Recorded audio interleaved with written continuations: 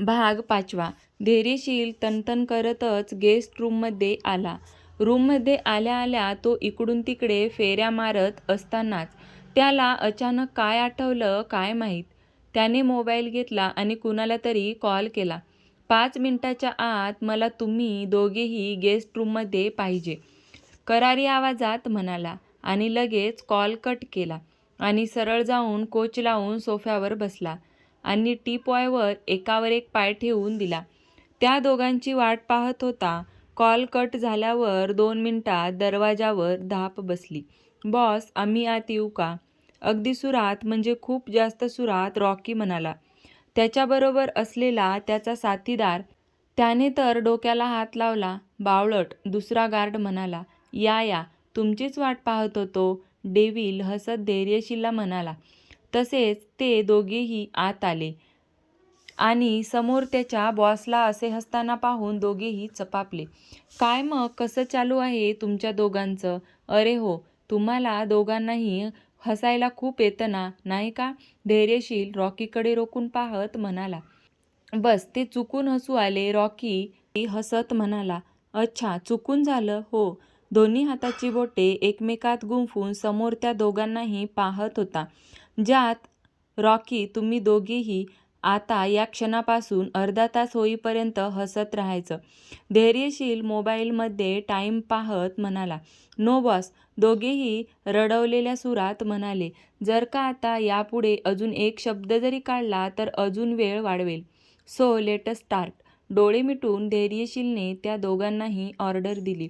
Jack तर दात ओठात घेऊन रॉकीकडे पाहत होता. बिनकामाचा तोही यात अडकला होता. जर का रॉकीने तेव्हा दात दाखवले नसते तर तोही हसला नसता. आ बैल मुझे मार, अशी गत झाली होती दोघांची. सुरू करताय ना, धैर्यशीलने म्हटले. तसे ते दोघेही एकमेकांकडे पाहून हसायला लागले. हा हा हा, त्या दोघांचं हसणं रूममध्ये गुंजत होतं. अर्धा तास त्यांना असंच हसायचं होतं. जॅक मात्र मनातल्या मनात रॉकीला भरपूर शिव्या घालत होता. हे रॉकी आणि जॅक हसत होते. थोड्या थोड्या वेळाने त्यांच्या हसण्यात बदल होत होता. दोन्ही हात डोक्यामागे ठेवून तो त्या दोघांची गंमत पाहत होता. त्यांचं हसणं पाहून त्यालाच हसू येत होतं, पण तो धैर्यशील होता. हसू त्याने कसेबसे कंट्रोल केले आणि चेहऱ्यावरचे भाव मात्र एकदम कठोर ठेवले. त्यालाही कठीण जात होतं त्या दोघांचे भयानक हसू कानावर जे पडत होते. शिवांगी चेंज करून आली होती आणि इकडे तिकडे तिची नजर भिरभिरणारी पाहून आत्या म्हणाल्या. तुझे पतिदेव गेस्टरूममध्ये गेले आहेत झोपायला. का, त्यांना राग आला का मी त्यांच्या खोलीत आले म्हणून? नाजूक आवाजात शिवांगी घाबरत साडीच्या पदराचे टोक बोटाशी गोलगोल फिरवत म्हणाली. अगं, असं नाही काही. माईंनी सांगितलं होतं त्याला गेस्ट रूममध्ये झोपू दे. उद्या पूजा आहे ना, आणि पूजा झाल्याशिवाय नवीन लग्न झालेल्या जोडीला एकत्र झोपायचे नसते. आत्या तिला समजावून सांगत होत्या. तिला उभी राहिलेली पाहून आत्या म्हणाल्या. तू उभी का आहेस? बस ना इथे. तू घाबरू नको, मी तुला काही खाणार नाहीये. तशी शिवांगी त्यांच्या बाजूला जाऊन बसली. पिस्ता रंगाची शिफॉन साडी नेसली होती. केस गोल अंबाडा करून वर बांधले होते. साधी सिंपल साडी मध्ये ती खूप छान दिसत होती. कानातले काढून ठेवले होते. गळ्यात फक्त मणी मंगळसूत्र आणि मोठे मंगळसूत्र होते. पण तरीही या दोन गोष्टींनी तिच्या सुंदरतेत भर घालत होते. हातात हिरव्या बांगड्या, नवीन नवरीचे रूप खुलून दिसत होते. आत्या, एक विचारू का? कचरत शिवांगीने विचारलं. विचार की ग, आणि तू हे घाबरणं अगोदर बंद कर. स्वतःला जरा कणकर ठेव. असं घाबरून कसं चालणार? आता तू सरनोबत घराण्याची सून आहेस. तुला असं मुळमुळीत राहणे चालणार नाही बाळा. आपले घराणे हे राजेशाही आहे. तुला धीट राहावेच लागेल. आत्या तिच्या डोक्यावरून हात फिरवत म्हणाल्या. तशी तिने मान होकारात हलवली. शिवांगी, तुला स्वयंपाक येतो ना? आत्याने विचारले. हो आत्या, मला येतं जेवण बनवायला, शिवांगीने म्हटलं. अरे वा, मग छानच की. उद्या तुला संध्याकाळी गोड पदार्थ बनवावा लागेल. तुझी पहिली रसोई असं समज. त्या हसत म्हणाल्या. हो आत्या, माझ्या घरी मी जेवण बनवायचे. पप्पांना खूप आवडायचे. ते नेहमी म्हणायचे की शिव, तुझ्या हाताला चव आहे. सासरी गेल्यावर बघ कसे सगळे तुझ्या जेवणाची तारीफ करतील. रडतच शिवांगी बोलत होती आणि बोलताना तिचे डोळे पाणावले. काय झालं बाळा, तू रडतेस? आत्याने प्रेमाने विचारलं. नाही मी रडत, ते पप्पाची आठवण आली ना, म्हणून जरा डोळ्यात पाणी आलं. तिने पटकन डोळे पुसले. अगं मग एक कॉल कर किंवा 2 दिवसांनी भेटून ये, आत्या म्हणाल्या. आत्या, मी ना त्यांना कॉल करू शकते आणि नाही भेटू शकते, उदास होत शिवांगीने म्हटले.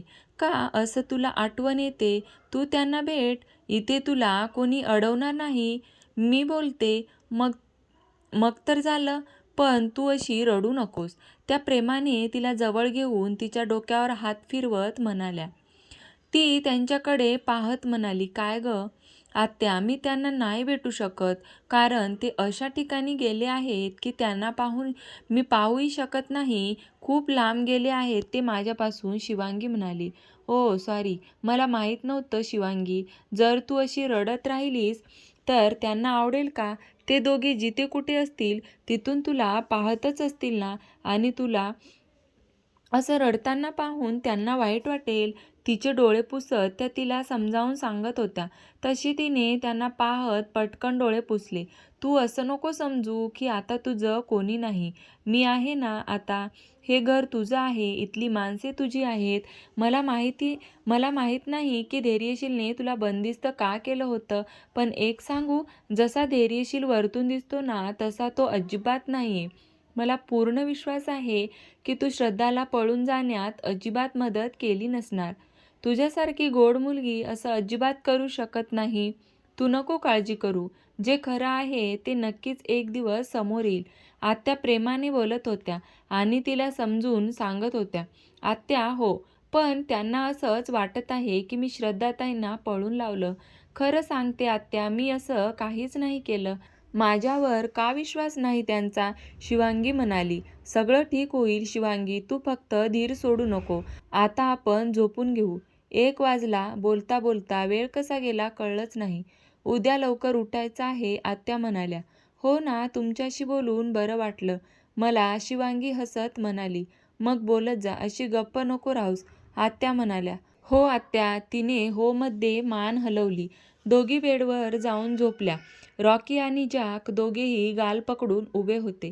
समोर धैर्यशील त्या दोघांना पाहत बसला होता. हौस झाली ना पूर्ण हसण्याची की अजून बाकी आहे? बारीक डोळे करून पाहत म्हणाला. हो, झाली हौस पूर्ण आमची, रॉकी म्हणाला. गुड, मग आता लक्षात राहील ना माझ्यावर हसलात तर काय होते ते? आवाजात जबर ठेवून त्या दोघांना पाहून म्हणाला. हो, चांगलंच लक्षात राहील आमच्या. जा, गुड, आता जाऊन झोपा. गुड नाईट, धैर्यशील त्यांना म्हणाला. गुड नाईट, दोघेही म्हणाले आणि रूममधून धूम ठोकली. ते दोघे गेल्यावर धैर्यशील पोट पकडून हसत होता. हसत हसतच त्याने व्हॉट्सअप ग्रुपवर एक व्हिडिओ सेंड केला. तोही मग बेडवर जाऊन झोपला. तर कशी वाटली तुम्हाला आजची कथा? पुढचा भाग आपण लवकरच पाहणार आहोत. कथा आवडली असल्यास लाईक करा, शेअर करा आणि कमेंट करायला विसरू नका.